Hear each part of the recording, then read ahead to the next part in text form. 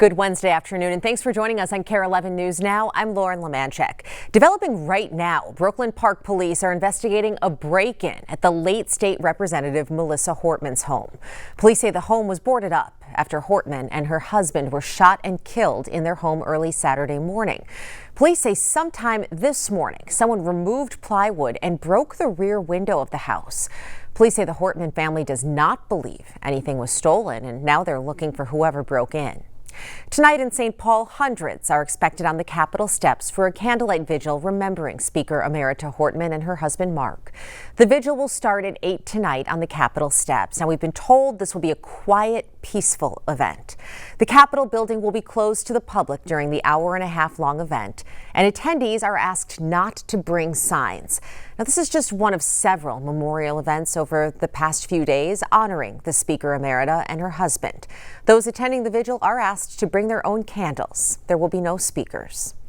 Conversations about safety underway at our state capitol too. The committee that makes security decisions at the Capitol released a statement saying they're working closely with law enforcement to ensure safety moving forward. The Minnesota State Patrol, which provides security at the Capitol, says it added troopers to patrol the Capitol grounds. It's a balance to ensure that people feel safe, but it is the people's house, and they have to believe they're free to carry out those amendment rights. And so, again, there's several discussions. I don't think anything is off the table to discuss. House Speaker Lisa Demuth also says she's working with the Sergeant-at-Arms to make sure lawmakers feel safe, both at the Capitol and in their home districts.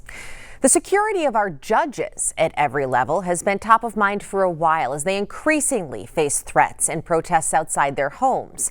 Recently, the state legislature passed a bill to make sure state judges' personal information is kept private. Raya Katene is at the Capitol with how the conversation will likely spread to lawmakers. Less than 3 months before the attacks on Representative Melissa Hortman and Senator John Hoffman at their homes, a conversation about protecting state legislators and their information was unfolding at the Minnesota State Capitol. There are bad actors who want us to be harmed. It doesn't matter what side of the aisle we're on. But we're going to do something about this that does provide protections to literally everybody. Because you're right, it is a huge problem. It transcends partisan differences. We cannot allow people to not feel safe in their own homes. That conversation, part of a House committee meeting on March 27th, took place as a provision to Minnesota state law was proposed and eventually passed, expanding protections for judges and making their property records private.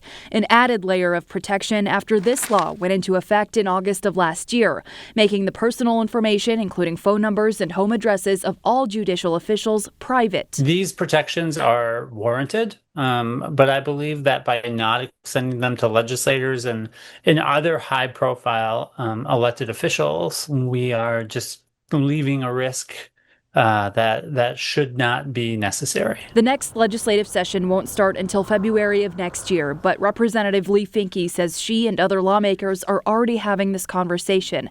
It's also top of mind for Senator Ron Latz, absolutely, chair of the Judiciary and Public Safety Committee. So there's a balance we're going to have a conversation about. That balance, he says, is making sure legislators are still accessible to their constituents, but protected at the same time. A conversation lawmakers will certainly be having as they reconvene next session. If we want democracy to survive, we've got to be able to go about that business freely and without fear. A lot of questions still remain surrounding Vance Belter and his professional life. Online, he has an apparently inflated resume listing many entities and job titles we cannot confirm. On his LinkedIn profile, Belter's most recent job listing is as the CEO of Red Lion Group, though our investigative team found it was not registered with the state. Records show a private security company he's linked to, Praetorian Guard Security Services, was registered with the state and lists his wife as a manager. But according to Belter's roommate, it never had any clients. Records did show Belter worked at the Gerber baby food plant in Fort Smith, Arkansas. A former coworker says he's shocked to learn Belter's connection to the shootings. It was very faith-oriented, very family-oriented. I thought he was great to work with. We got along great. He seemed to lead people well. This is not the Vance that I knew, that I feel like I know. And my heart breaks. My heart breaks for the victims and for the families, for their communities. My heart breaks for his family. my heart breaks for him, for whatever happened that led to this. It makes no sense. Belter also claimed to be an evangelical pastor in Africa and started a nonprofit for food aid called Give Them Something to Eat.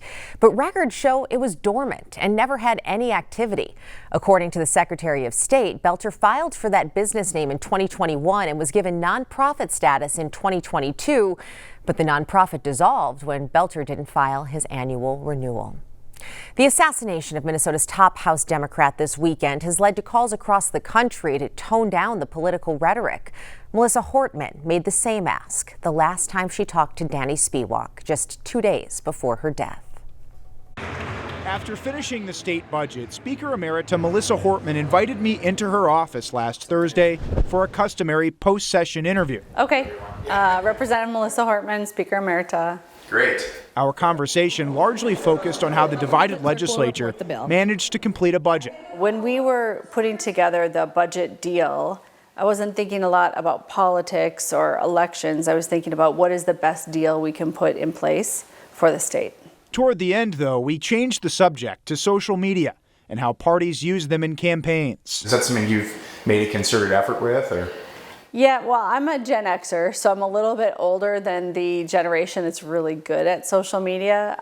It's interesting to me. I wonder if social media didn't just peak a year or two ago and people are starting to talk to each other again, because I think we've all figured out that on social media, what you see is a reflection of your smallest social circle. So my hope is there's going to be a little bit of a resurgence of more mainstream media, but also just people having conversations with each other and not staring at their screens. That answer is particularly enlightening given what happened after her assassination less than 48 hours later. In social media posts, Republican U.S. Senator Mike Lee of Utah seemed to make light of Hortman's murder, with references to Marxists and Governor Walz. Do you regret your tweet? Lee has since taken the post down after members of the media and Minnesota's U.S. Senator Tina Smith confronted him on Capitol Hill. This is not a joke.